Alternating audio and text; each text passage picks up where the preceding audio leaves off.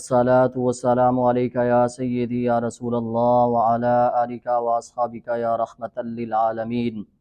نمازی کی شان سنتے ہیں وہ شخص جو 5 وقت نماز پر ہمیشگی کرتا ہے، اللہ اس کو کتنا اجر عطا فرماتا ہے، اس کے گناہ کیسے جھڑتے ہیں۔ حضرت سلمان فارسی رضی اللہ تعالی عنہ سے حدیث پاک مروی ہے، کہتے ہیں انا معہو تحت شجرۃ،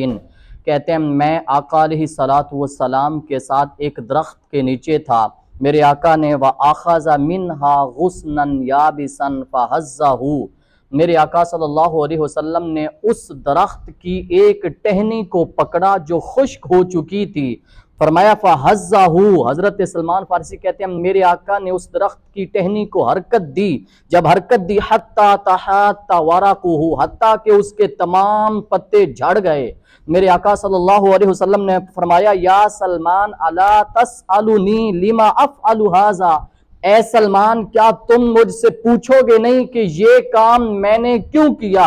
حضرت سلمان فارسی پوچھتے ہیں وَلِمَ تَفْعَلُ، یا رسول اللہ صلی اللہ علیہ وسلم آپ نے یہ کام کیوں کیا۔ میرے آقا صلی اللہ علیہ وسلم نے فرمایا ان المسلم اذا تودع فاحسن الوضوء، میرے آقا فرماتے ہیں جب مسلمان وضو کرتا ہے اچھے طریقے سے وضو کر کے، فرمایا ثم صلی الصلوات الخمس،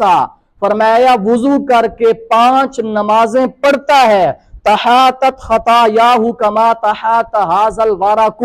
میرے آقا فرماتے ہیں جس طرح میں نے اس درخت کی ٹہنی کو حرکت دی اس کے تمام پتے جھڑ گئے، اسی طرح جب بندہ مومن 5 وقت نماز ادا کرتا ہے اللہ تعالیٰ اس کے گناہوں کو بدن سے ایسے جھاڑ دیتا ہے، اس کے بدن سے گناہ ایسے جھڑ جاتے ہیں جیسے اس خشک ٹہنی سے پتے جھڑ گئے ہیں۔ اور حدیث پاک کے اندر آتا ہے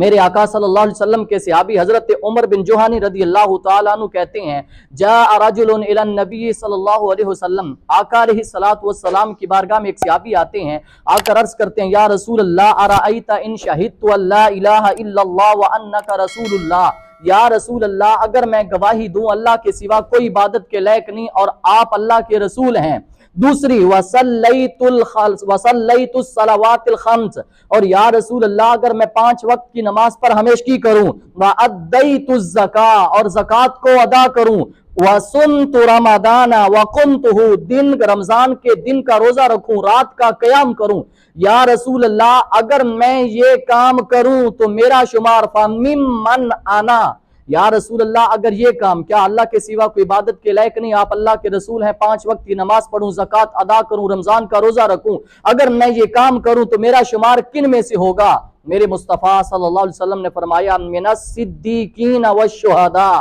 فرمایا اگر تو یہ کام کرے گا اور قیامت تک جو میرا امتی یہ کام کرے گا اللہ تبارک و تعالی اس کا شمار صدیقین اور شہداء میں سے فرمائے گا۔ اتنی بڑی فضیلت ہے۔ اور حدیث پاک کے اندر آتا ہے حضرت عبداللہ بن قرط رضی اللہ تعالیٰ عنہ فرماتے ہیں میرے آقا صلی اللہ علیہ وسلم نے فرمایا اول ما یحاسب بہ العبد یوم القیامہ، میرے آقا فرماتے ہیں قیامت کے دن سب سے پہلا جو حساب ہوگا وہ نماز کا حساب ہوگا۔ میرے آقا صلی اللہ علیہ وسلم نے فرمایا ینظر فی صلاتہ، اس کی نمازوں کو دیکھا جائے گا، فإن صلحت، اگر نمازیں ٹھیک ہوئی، اگر نمازیں مکمل ہوئیں، فقد افلح، فرمایا اسے آخرت کی کامیابی نصیب ہو جائے گی، لیکن وَإِن فَسَدَتْ، اگر دنیا میں نماز پڑھی نہیں، نمازیں تو پڑھتا تھا، سستی کرتا تھا، اذانیں سن کر ٹال دیتا تھا، سستی کا مظاہرہ کرتا تھا، فرمایا اگر نمازیں نامہ اعمال میں نہ ہوئی یا نمازیں تو ہوئی پر ٹھیک نہ ہوئی،